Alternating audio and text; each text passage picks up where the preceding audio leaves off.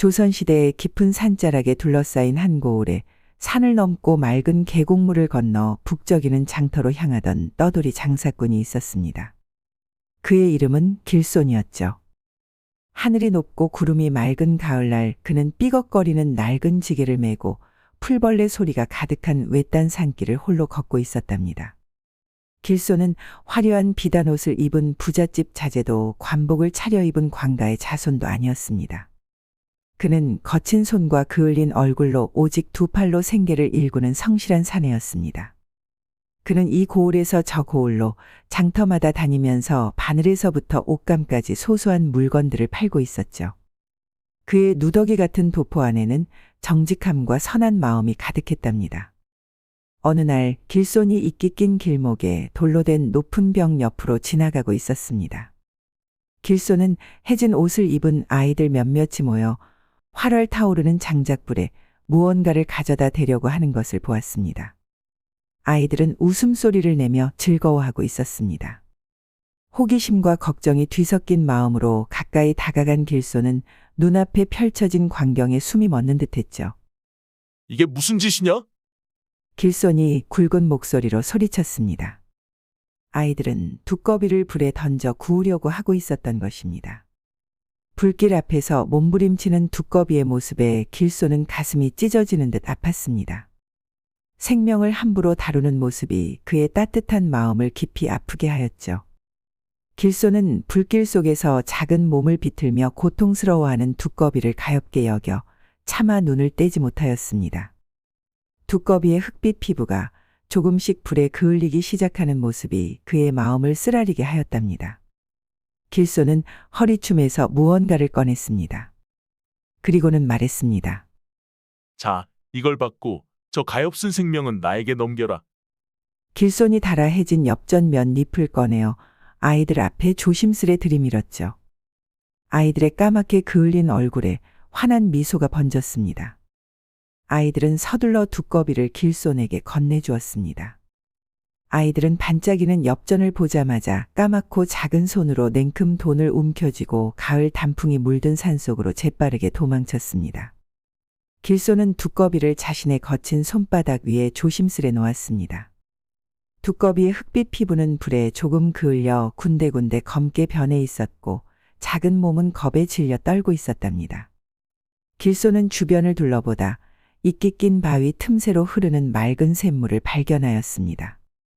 길손이 뿌려준 물방울이 두꺼비의 몸에 닿자 이 작은 생명체는 생기를 되찾는 듯했답니다. 이제 집으로 돌아가거라.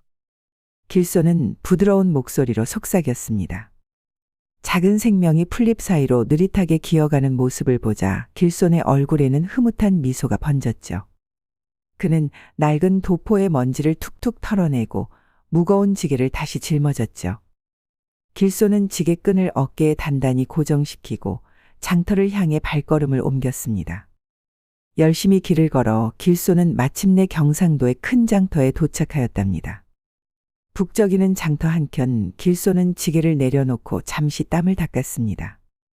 그때 갓을 쓰고 비단 도포를 입은 나이든 선비가 길손의 건장한 풍채를 유심히 살피다가 조심스레 다가왔죠. 선비의 눈은 특유의 영리함이 빛나고 있었답니다. 자네는 어쩌다 여기까지 왔는가? 고향에 흉년이 들어 먹고 살 일을 찾아 이곳까지 오게 되었습니다. 힘이 좋아 보이는구만. 일을 해본 경험이 있는가? 선비는 길손을 위아래로 훑어보며 물었습니다. 길손의 떡 벌어진 어깨와 굵은 목 그리고 거침없는 덩치까지 유심히 살폈죠. 네, 어려서부터 장사를 하며 지게질을 많이 했사옵니다. 길손이 공손히 답하였죠. 자기소개가 늦었군. 나는 심진사라고 하네. 심진사는 넓은 이마와 날카로운 눈빛을 지녔고 고을에서 손꼽히는 부호였습니다. 그는 냉혹하고 무자비한 성격으로 이름을 날리고 있었죠. 내가 요새 힘센 인물을 구하고 있는데 내 밑에서 일해볼 생각 없나? 길손은 잠시 생각에 잠겼죠. 당장 밥 걱정은 없겠다는 생각이 들었기에 길손은 결국 고개를 끄덕였답니다. 네, 좋습니다. 시켜만 주신다면 뭐든 열심히 해보겠습니다. 그렇게 길손은 심진사 집의 막일꾼이 되었습니다. 길소는 심진사를 따라 고을 동쪽에 자리한 심진사의 집으로 향했습니다. 높은 담장과 기와지붕이 웅장한 심진사의 집은 부와 권력을 과시하는 듯했죠. 넓은 마당의 한쪽에 자리한 작은 행랑채가 그의 거처로 정해졌죠. 처음 며칠간은 푸짐한 밥상과 넉넉한 대우를 받자 길손의 마음은 한껏 부풀었답니다. 그는 새벽녘부터 일어나 마당을 쓸고 장작을 패며 성실하게 일하였죠. 드디어 머무를 곳을 찾았구나. 길손은 일을 마치고 저녁 무렵 행랑채에 돌아와 생각하였습니다. 하지만 그의 기쁨은 오래가지 못하였죠. 점차 심진사의 실상이 드러나기 시작하였답니다. 처음에는 먹을 것과 잠자리를 제공한다면서 품삯을 약속대로 주지 않았습니다. 이후엔 아예 트집을 잡아 월말에 주기로 한 품삯마저 깎아버렸죠. 길손은 동이 트기 전부터 해가 저물 때까지 허리 한번 펴지 못하고 일하였습니다. 그럼에도 심진사는 늘 불만이 가득한 눈빛으로 길손을 내려다보았죠. 길손의 등줄기에는 땀이 흘러내리고 거친 손은 더욱 굳은 살이 박혔답니다.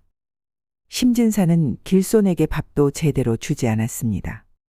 처음에 따뜻한 밥상은 온데간데 없이 사라지고 하녀의 손에 찬밥 한 그릇이 겨우 전해질 뿐이었죠. 이마저도 제때 주지 않아서 길손은 종종 배고픔을 참아야 했답니다.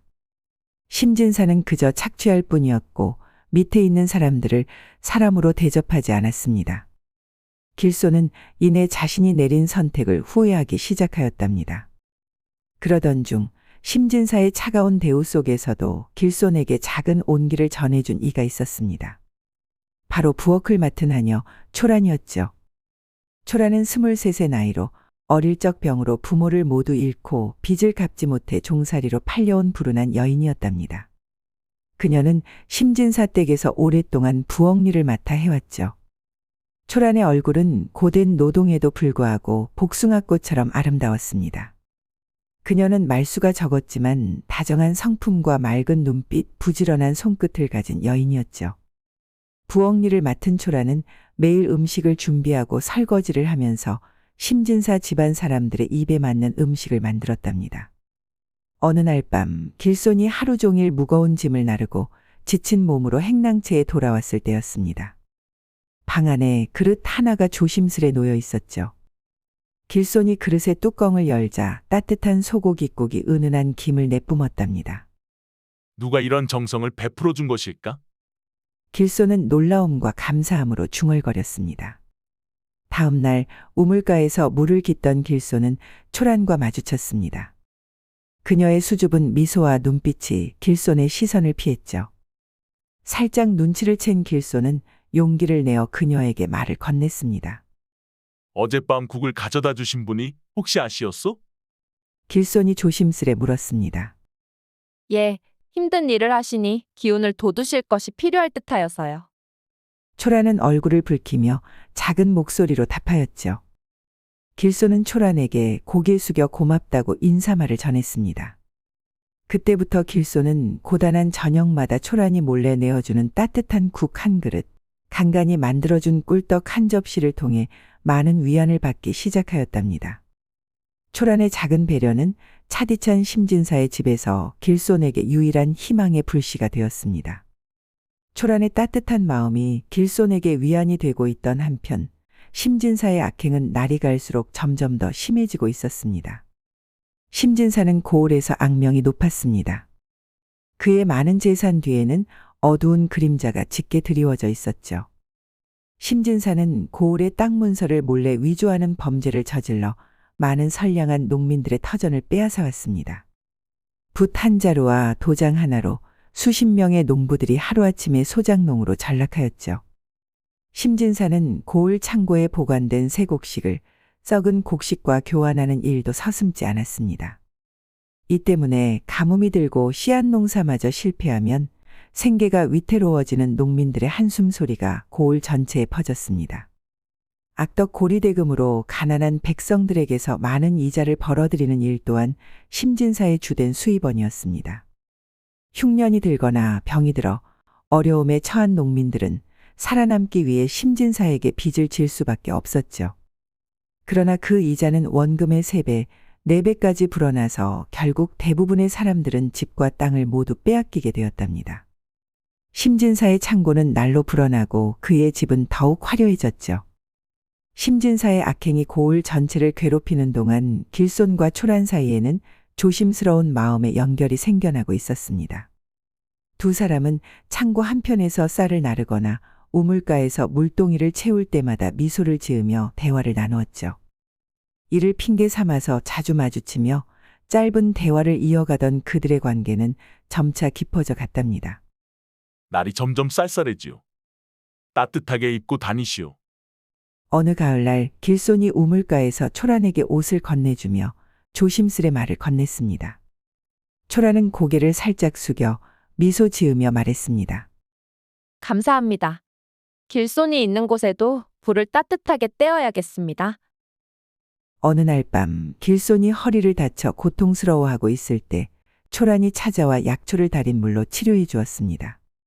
초란의 손길은 따뜻했고 길손의 마음에 깊은 울림을 주었죠. 어느 비 오는 날 초란이 진창길에서 발을 헛디뎌 다리를 다쳤습니다. 길손은 망설임 없이 초란을 등에 업고 숙소로 향했죠. 비에 젖은 초란의 부드럽고 봉긋 솟은 몸이 길손의 등에 딱 붙게 되었습니다. 그러자 길손은 가슴 깊은 곳에서 이전에 느껴보지 못한 짜릿한 감정이 일었답니다. 초란의 숨결이 목덜미에 닿을 때마다 길손의 심장은 더 빠르게 쿵쿵 뛰었죠. 길손은 초란의 따뜻한 마음씨에 점점 더 끌리게 되었고 초란 역시 길손의 정직하고 듬직한 모습에 마음을 열었죠. 어느 겨울의 차가운 밤 길손은 조심스럽게 초란의 차가운 손을 감싸 안았습니다. 그녀의 손이 따뜻해지자 길손은 용기를 내어 그녀의 뺨을 살포시 어루만졌죠. 초란의 눈이 달빛에 반짝였답니다. 마침내 두 사람은 서로의 온기를 느끼며 가슴속 깊은 곳에서 피어나는 애정을 확인하였죠. 두 사람의 마음이 깊어져 가던 어느 겨울밤, 심진사는 고을 양반들과 연애를 즐기러 나가 집안은 평소보다 조용했죠. 초란은 부엌일을 마치고 방으로 돌아와 오랫동안 생각에 잠겼답니다. 촛불 아래 초란의 마음은 크게 흔들렸습니다. 그녀는 오늘 밤이 절호의 기회라고 여겼죠. 오랜 시간 망설임 끝에 초란은 마음을 굳게 먹고 길손이 있는 행랑채 쪽으로 발걸음을 옮겼답니다. 길손은 하루의 고된 일을 마치고 등불 아래서 초란이 몰래 가져다 준 책을 읽고 있었습니다. 그때 방문이 살며시 열리며 초란이 모습을 드러냈죠. 길손의 눈이 놀라움으로 커졌답니다. 어인일이시오?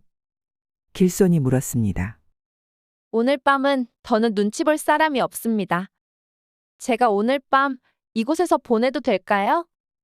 그녀의 눈에는 결연한 의지와 깊은 감정이 담겨 있었죠. 이 말을 들은 길손은 눈빛이 살짝 흔들리더니 이내 마음을 굳힌 듯이 말하였습니다. 물론 되고 말고요. 방안이 더 따뜻해지도록 장작을 좀 더 넣어야겠소. 길손이 머쓱한 듯 잠시 장작을 넣고 오려고 하자 초라는 길손의 옷깃을 살짝 붙잡았습니다. 그리고는 얼굴을 홍시처럼 붉힌 채로 길손의 눈을 올려다보았죠. 두 사람은 잠시 침묵 속에서 서로를 바라보다가 이내 서로를 격하게 껴안았습니다. 작은 방 안에서 길손은 조심스레 초란의 옷고름에 손을 뻗었죠.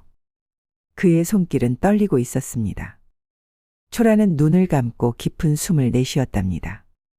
마침내 옷고름이 모두 풀리고 두 사람은 서로에게 더욱 가까워졌죠. 길손은 어느새 초란의 곁에 다가와 그녀를 부드럽게 감쌌답니다. 그들의 숨결이 하나가 되는 순간 세상의 모든 걱정은 사라졌죠. 길손의 손이 조심스럽게 초란의 깊숙한 곳으로 향했답니다. 그들의 눈빛이 마주쳤을 때 더 이상의 말은 필요 없었죠. 그들은 밤이 깊어갈수록 계속해서 더욱 깊은 사랑에 빠져들었죠. 꿀처럼 달콤하고 깨처럼 부드러운 그들의 시간은 새벽이 오기 전까지 계속되었답니다. 그날 이후 초란과 길손은 더욱 깊은 사랑으로 이어졌죠. 하지만 그들의 행복은 오래가지 못하였답니다. 두 사람이 사랑을 나누고 며칠이 지난 어느 날 밤 심진사 댁에 불길한 기운이 감돌았습니다. 심진사는 늦은 시간에 집으로 돌아왔습니다. 그의 얼굴은 붉게 상기되어 있었고 눈빛에는 음흉한 기색이 서려 있었죠. 심진사는 하인을 시켜 한밤중에 초란을 자신의 방으로 불렀답니다. 하인이 초란에게 어르신이 급히 부른다는 정가를 전하자 초란은 순간 몸이 굳어졌습니다. 어두운 밤에 주인이 하녀를 부른다는 것은 흔치 않은 일이었죠. 그녀는 심진사가 무슨 불순한 짓을 하려는 것은 아닐까 의심을 품었지만 종의 신분으로 주인의 부름을 거역할 수는 없었답니다. 떨리는 다리로 심진사의 방문 앞에 선 초란은 조심스레 문을 열었습니다. 방 안은 등불 하나만이 어둠을 밝히고 있었죠. 초란이 방 안으로 들어서는 순간 뒤에서 갑자기 문이 닫히는 소리가 들렸습니다.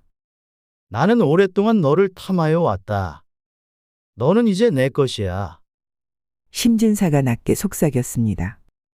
심진사는 순식간에 초란에게 다가가 그녀의 어깨를 거칠게 잡아 억지로 눌러 앉혔습니다. 공포에 질린 초란은 몸부림치며 저항했지만 심진사의 힘에는 당해낼 수 없었죠. 심진사는 초란을 억지로 취하려고 했답니다. 초란은 심진사의 품에서 벗어나기 위해 필사적으로 몸부림쳤습니다. 그녀는 있는 힘껏 그를 밀쳐내며 도망치려 했죠. 방 안에서는 옷자락이 찢어지는 소리와 함께 무거운 물건이 넘어지는 소리가 울려 퍼졌답니다. 한편 잠을 이루지 못하고 초란을 생각하며 마당을 서성이던 길소는 안채에서 들려오는 이상한 소리에 귀를 기울였습니다. 심상치 않은 기척을 느낀 그는 주저없이 심진사의 방으로 달려갔죠. 밤 공기를 가르는 비명소리에 길손의 심장은 더욱 빠르게 뛰었답니다. 길손은 지체 없이 방문을 걷어찼습니다. 문이 요란한 소리와 함께 열리자 그 안에는 초란을 억압하고 있는 심진사의 모습이 보였죠. 길손은 분노에 찬 눈빛으로 방 안으로 뛰어들어 심진사의 팔을 낚아챘습니다. 힘껏 그를 잡아당겨 초란에게서 떨어뜨렸죠. 이놈이 감히 심진사는 몸이 바닥에 나뒹굴며 외쳤습니다. 갑작스러운 기습에 당황한 심진사는 곧 분노로 얼굴이 붉게 물들었습니다. 그는 고래고래 소리를 지르며 머슴들을 불러들였죠. 심진사의 목소리가 밤하늘을 찢듯 울려 퍼졌답니다. 천한 놈 주제에 감히 사내 행세를 하면서 내 안채를 어지럽혀. 이놈을 당장 끌어내라.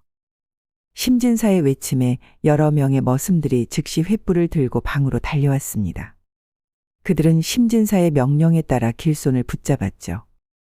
머슴들은 길손을 마당으로 끌고 나가 무참히 때리기 시작했습니다. 주먹과 발길질이 길손의 온몸에 쏟아졌죠. 나무 몽둥이로 그의 등과 볼기짝을 내리치는 소리가 밤의 정적을 깨트렸답니다. 심진사는 그 모습을 지켜보며 분이 안 풀린 듯 머리끝까지 화가 나서 씩씩댔죠. 길손이 매를 맞고 난 후 며칠이 지났지만 심진사의 분노는 쉽게 가라앉지 않았습니다. 초란을 향한 욕망과 그것을 방해한 길손에 대한 분노가 뒤섞여 심진사의 마음속에는 화가 점점 깊어갔답니다. 어느 이른 아침, 심진사는 길손을 자신의 방으로 불렀습니다. 멍이채 가시지 않은 얼굴로 나타난 길손에게 심진사는 평소와 다르게 온화한 목소리로 말을 건넸죠. 그는 먼 곳에 사는 자신의 친구에게 중요한 편지를 전해달라는 심부름을 맡겼답니다. 이번 일은 매우 중요한 일이라서 자네에게 맡기네. 조심해서 다녀오게. 심진사의 말에는 이상한 여유가 느껴졌습니다. 길손은 의심스러운 마음이 들었지만 낮은 신분으로 주인의 명을 거역할 수 없었습니다. 그는 초란에게 짧은 작별 인사를 나누고 먼 길을 떠났죠. 길손의 등 뒤로 심진사의 얼굴에 잠시 음흉한 미소가 스쳤답니다. 길손이 떠난 그날 오후 심진사는 고을의 관아로 달려갔습니다. 그는 관아의 아전들에게 자신의 창고에 도둑이 들었다며 크게 호들갑을 떨었죠. 심진사는 자신의 값비싼 비단 몇 필이 사라졌다고 했답니다. 범인은 틀림없이 그 떠돌이 장사꾼 출신 길손이란 놈이옵니다. 그놈이 제 비단을 훔쳐서 멀리 달아나려고 했던 것이옵니다. 심진사는 호들갑을 떨면서 말했습니다. 사실 그것은 심진사가 미리 계획한 악랄한 계략이었습니다. 길손이 떠나기 전 심진사는 몰래 자신의 창고에서 비단 몇 필을 꺼내 길손의 보찜 속에 집어넣었던 것이죠. 아무것도 모르는 길손은 자신의 짐 속에 숨겨진 비단을 등에 짊어진 채 길을 떠났답니다. 해가 중천에 떠 있을 무렵 길손은 심진사의 편지를 전하기 위해 먼 길을 걷고 있었습니다. 그때 갑자기 관아의 포졸들이 길손을 다급히 쫓아왔습니다. 그들은 범인을 찾는 듯 날카로운 눈빛을 하고 있었죠. 포졸들의 눈이 길손에게 멈추자 그들은 점점 길손에게 다가왔답니다. 한 포졸이 길손의 신원을 확인하자마자 그들은 길손을 거칠게 붙잡아 다시 고을의 관아로 끌고 갔습니다. 영문도 모른 채 끌려간 길손은 보찜을 빼앗긴 채 사또 앞에 무릎을 꿇었죠. 사또는 심진사의 비단을 훔쳤다는 혐의로 그를 크게 추궁하였답니다. 소인은 결코 그런 일을 하지 않았습니다. 길손은 자신의 결백을 주장하였습니다. 하지만 포졸들이 길손의 보찜을 풀어헤치자 그 안에서 심진사의 비단 3필이 나왔습니다. 심진사는 사또 옆에 서서 저놈이 자신의 비단을 훔쳐서 달아나려고 했다고 마구 소리치고 있었죠. 길손의 얼굴은 백지장처럼 하얗게 변했죠. 눈앞이 캄캄해진 그는 어찌할 도리가 없었답니다. 사또는 길손에게 곤장 10대를 치도록 명하였습니다. 관아의 마당에 묶인 길손의 비명이 하늘을 찔렀죠. 매 한 대가 내려칠 때마다 그의 볼기짝에는 선명한 붉은 자국이 새겨졌답니다. 형벌이 끝난 후 길손은 피투성이가 된 채 어두운 옥에 갇히게 되었죠. 길손이 옥에 갇힌 지 사흘이 지났습니다. 심진사댁 부엌에서 일하던 초라는 안채에서 일하는 다른 하녀들에게서 안 좋은 소식을 전해 들었습니다. 초라는 심진사가 길손에게 누명을 씌워 관아의 옥에 가두었다는 소식을 전해 들었죠. 초란의 얼굴은 창백해졌고 손에 들고 있던 그릇이 바닥에 떨어져 산산조각이 났답니다. 그날 밤 초라는 가슴이 찢어지는 듯한 아픔으로 밤을 새웠습니다. 더 이상 심진사의 꼴이 보기 싫었던 초라는 결단을 내렸답니다. 달이 구름에 가려 어두워진 밤, 초라는 작은 보따리를 꾸려 몰래 담장을 넘어 탈출을 시도하였습니다. 하지만 문 밖을 몰래 나서려던 그 순간 그림자 하나가 그녀 앞에 나타났답니다. 쥐새끼처럼 도망치려 하다니. 당장 이리 오지 못하겠느냐? 심진사의 차가운 목소리가 밤 공기를 가르며 들려왔습니다. 초라는 놀라 뒷걸음질 쳤지만 이미 심진사의 하인들이 그녀를 애워싸고 있었습니다. 심진사는 초란의 손목을 거칠게 잡아채며 그녀를 끌고 갔죠. 심진사는 탈출하려는 초란을 마당 한켠에 있는 장독대를 보관하는 창고로 끌고 갔습니다. 그곳은 습하고 어두운 데다 밖에서 자물쇠로 잠글 수 있는 곳이었죠. 심진사는 초란을 거칠게 창고 안으로 밀어 넣었답니다. 어디로 도망가려 하느냐? 니녀는 나의 정을 매몰차게 거절했으니 기생촌에 비싼 돈을 받고서 팔아넘겨버리겠다.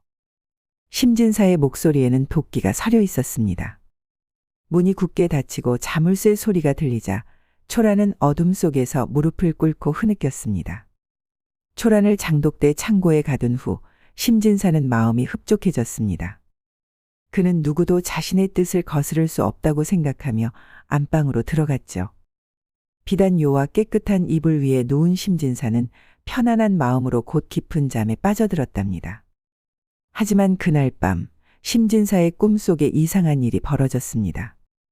어둠 속에서 빛을 내는 작은 생명체가 나타났죠. 자세히 보니 그것은 한 마리의 두꺼비였습니다. 흑빛 몸에 초록색 반점이 있는 두꺼비는 심진사를 뚫어지게 바라보았답니다. 두꺼비는 사람의 목소리로 천천히 입을 열었습니다. 네 놈은 무고한 사람들을 괴롭히고 가두었고 재물을 마구 약탈하였으니 곧 네 놈의 집에 큰 벌이 내릴 것이다. 그 목소리는 낮고 어두웠지만 산속의 메아리처럼 심진사의 귓가에 울려 퍼졌죠. 심진사는 두꺼비의 말에 몸서리를 치며 자리에서 벌떡 일어났습니다. 그의 이마에는 식은땀이 흘러내렸고 심장은 빠르게 뛰었죠. 방 안을 둘러보았지만 어둠 속에서는 아무것도 보이지 않았답니다. 이상한 꿈이로다. 심진사는 중얼거리며 다시 이불 속으로 들어갔습니다. 이튿날 심진사의 안방 앞 마루에 이상한 기운이 감돌았습니다.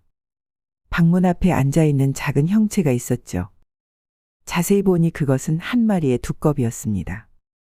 흑빛 몸에 초록색 반점이 있는 두꺼비는 꿈에서 본 그 두꺼비와 똑같은 모습이었답니다. 두꺼비는 심진사를 향해 낮고 깊은 울음소리를 내기 시작했습니다.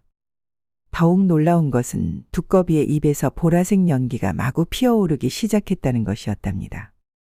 보라색 연기는 심진사의 안방으로, 마당으로, 그리고 집안 곳곳으로 퍼져나갔습니다. 그 연기가 지나간 자리마다 이상한 일들이 벌어지기 시작했죠. 심진사는 그 광경을 보고 두 눈을 의심했답니다. 곳간에 보관된 쌀이 갑자기 수십 마리의 바구미들로 가득 차기 시작했습니다. 쌀독을 열어보니 희고 깨끗하던 쌀알들이 까맣게 변하여 곤충들의 먹이가 되고 있었죠. 심진사가 허겁지겁 달려가 창고를 열어보았을 때 그곳의 광경은 더욱 참혹했답니다. 값비싼 비단들이 썩어 문드러져 내려앉고 있었습니다. 더욱 놀라운 것은 금은 보화가 보관된 상자였습니다. 뚜껑을 열자 빛나던 금은 보화가 검게 변해서 만지는 순간 부스러져 내리기 시작했답니다.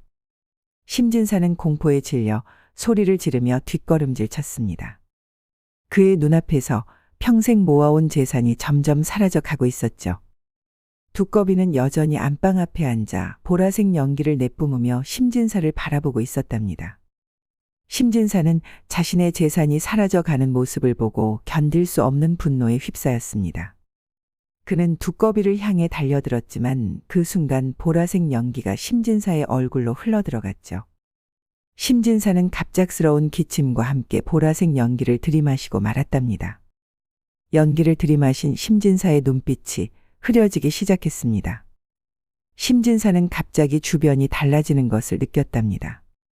그의 앞에는 수많은 사람들이 나타났습니다.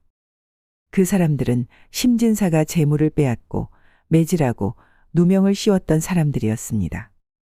그들의 눈에는 분노와 원한이 가득했고 심진사를 향해 점점 다가오고 있었죠. 심진사는 공포에 질려 뒷걸음질 쳤지만 사람들은 점점 더 가까이 다가왔답니다. 저리 가거라. 내게 오지 말거라. 심진사는 손을 휘저으며 소리쳤습니다. 하지만 환각은 점점 더 심해졌습니다. 이제 그의 앞에는 수천 마리의 두꺼비가 나타났죠. 실제로는 보이지 않는 그저 환각이었지만 심진사에게는 너무나 생생하게 느껴졌답니다. 작은 두꺼비들이 온 마당을 가득 메우고 점점 심진사를 향해 뛰어오르기 시작했죠. 심진사는 비명을 지르며 두꺼비들을 떨쳐내려 했지만 그들은 심진사의 옷과 몸에 달라붙었답니다. 바로 그때 보라색 연기를 내뿜던 두꺼비가 심진사 앞에 나타나 인간의 목소리로 말했습니다. 지금 상황에서 벗어나고 싶거든. 당장 스스로 관아에 가서 지은 죄를 모두 남김없이 자백하라. 그 목소리는 낮고 깊었지만 분명히 들렸죠. 심진사는 두꺼비의 말에 완전히 정신이 혼미해졌습니다. 그는 바닥에 무릎을 꿇고 머리를 감싸 쥐었죠. 머릿속에서는 두꺼비의 말이 계속해서 울려 퍼졌고 심진사는 마침내 돌아버릴 것만 같은 극도의 공포에 휩싸였답니다. 심진사는 정신없이 집 밖으로 뛰쳐나갔습니다. 그는 신발도 제대로 신지 못한 채 버선발로 관아를 향해 달렸죠. 관아에 도착한 심진사는 문을 거세게 두드리며 외쳤습니다. 사또, 소인에게 죄가 있사옵니다. 제발 사또를 뵙게 해 주시옵소서. 사또 앞에 무릎을 꿇은 심진사의 모습은 평소의 오만한 대부호가 아닌 완전히 다른 사람 같았죠. 그의 눈빛에는 공포가 가득 서려 있었답니다. 소인이 길손에게 누명을 씌웠나이다. 창고에 비단을 훔친 것은 그가 아니고 모두 소인이 꾸민 일이옵니다. 심진사는 떨리는 목소리로 자백하기 시작했습니다. 멈출 수 없는 기세로 심진사는 지난 수십 년간 자신이 저지른 모든 악행을 토해냈습니다. 땅 문서를 위조한 일, 창고의 곡식을 바꿔치기 한 일, 고리대금으로 백성들의 재산을 빼앗은 일까지 모두 고백했죠. 심진사의 자백 이후 사또는 즉시 조사를 명하였습니다. 아전들이 심진사의 집을 수색하자 그의 창고에서 위조된 땅 문서와 부당하게 빼앗은 재물들이 쏟아져 나왔죠. 사또는 증거를 확인한 후 심진사에게 중한 형벌을 내렸답니다. 심진사는 남아있던 재산도 모두 관아에 몰수당하였습니다. 그의 집과 땅, 창고의 곡식과 비단, 금은 보화까지 남김없이 모두 빼앗긴 것이죠. 심진사는 또한 마을 사람들이 지켜보는 가운데 곤장을 30대나 맞았답니다. 형벌을 받은 심진사는 결국 옥에 갇히게 되었습니다.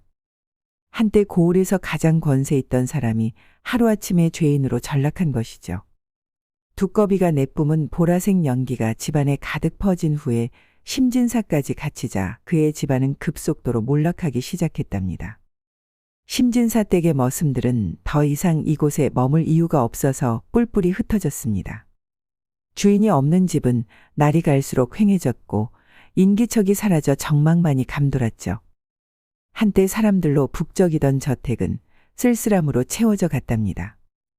얼마 남지 않은 머슴들 중 초란과 친하게 지냈던 머슴 한 사람이 있었습니다. 그는 자물쇠를 부수고 창고 문을 열어 초란을 구해주었죠. 머슴은 말하였습니다. 심진사는 옥에 갇히고 이 집은 망하였으니 너를 가두고 감시할 이유도 더는 남지 않았단다. 너도 이제 이 집을 떠나거라. 잘 지내야 한다. 말을 마친 머슴은 자신도 보따리를 챙겨 먼 길을 떠났습니다. 한편 사또는 진실을 확인한 후 길손의 석방을 명령하였죠. 장독대 창고에서 풀려난 초라는 심진사 댁 근처 숲가에서 서성이고 있었습니다. 그때 어둠 속에서 무언가가 다가오는 기척이 느껴졌죠. 초라는 놀라 몸을 움츠렸는데 다가온 것은 바로 보라색 연기를 내뿜던 그 두꺼비였답니다. 두꺼비는 초란 앞에 앉아 갑자기 사람의 목소리로 말을 꺼냈습니다. 놀라지 마시오. 나는 길손이 예전에 목숨을 구해주었던 두꺼비라오. 초라는 말하는 두꺼비를 보고 눈을 동그랗게 떴죠. 두꺼비는 조용히 자신의 이야기를 들려주었습니다. 자신이 길손에게 목숨을 빚져서 그 은혜를 갚기 위해 이번 일을 행하였다는 것이었습니다. 창고의 재물들이 바스러지고 심진사가 갑자기 관아로 뛰쳐나간 것이 모두 그대가 벌인 일 때문이었군요. 초란이 놀란 목소리로 두꺼비에게 말했습니다. 초란은 이 두꺼비가 자신과 길손의 은인이라는 사실을 깨닫고 두꺼비에게 깊이 감사했답니다. 두꺼비는 초란에게 제안했습니다. 이제 길손이 곧 풀려날 것이오. 함께 그를 마중 나가지 않겠소. 초란은 기쁨에 찬 얼굴로 고개를 끄덕였죠. 이튿날 아침 초란은 두꺼비와 함께 관아로 향했습니다. 두꺼비는 초란의 손바닥 위에 올라타 조용히 앉아 있었죠. 사또가 길손을 석방하기로 한 바로 그날 초란은 관아의 문 앞에서 그를 기다렸답니다. 관아의 문이 열리고 길손이 나오는 순간 그를 기다리던 초란의 눈에는 기쁨의 눈물이 맺혔습니다. 길손 역시 초란을 발견하자마자 달려왔죠.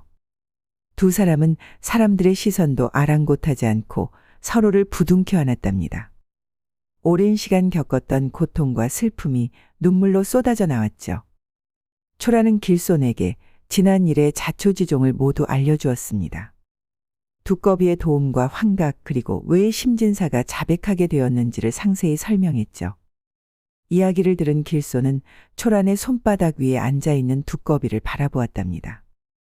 길손의 눈에서는 감사의 눈물이 뚝뚝 흘러내렸습니다. 그는 두꺼비 앞에 고개를 숙이며 깊이 감사의 마음을 표했죠. 한때 자신이 구했던 작은 생명이 이제는 자신과 초란의 운명을 구해준 것이었답니다.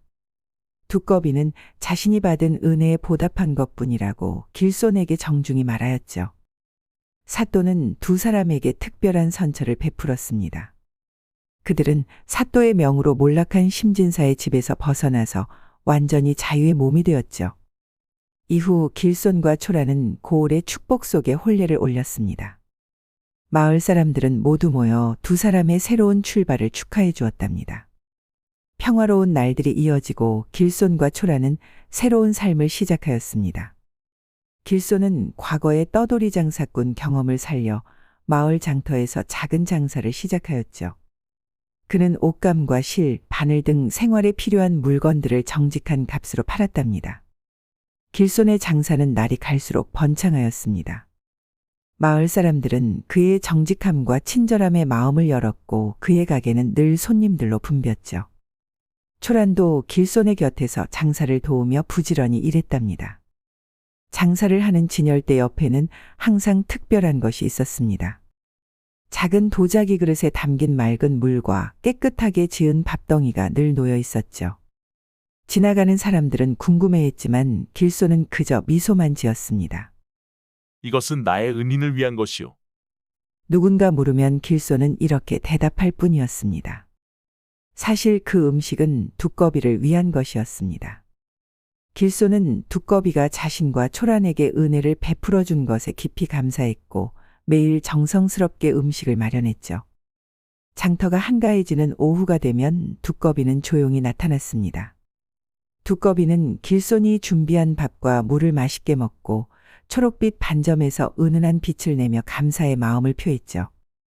길손과 두꺼비는 이렇게 직접 만나며 서로의 안부를 확인했답니다. 두꺼비의 방문은 길손과 초란에게 언제나 특별한 행복을 가져다 주었죠. 그들은 모두 행복하게 잘 살았고 그들의 이야기는 오랫동안 마을 사람들 사이에서 전해 내려왔습니다. 은혜를 갚은 두꺼비의 이야기는 선한 마음과 진실된 우정의 가치를 알려주는 교훈으로 남았죠. 야다마 씨의 다음 이야기를 빠르게 시청하시려면 동그라미를 클릭하여 구독을 눌러주세요. 감사합니다.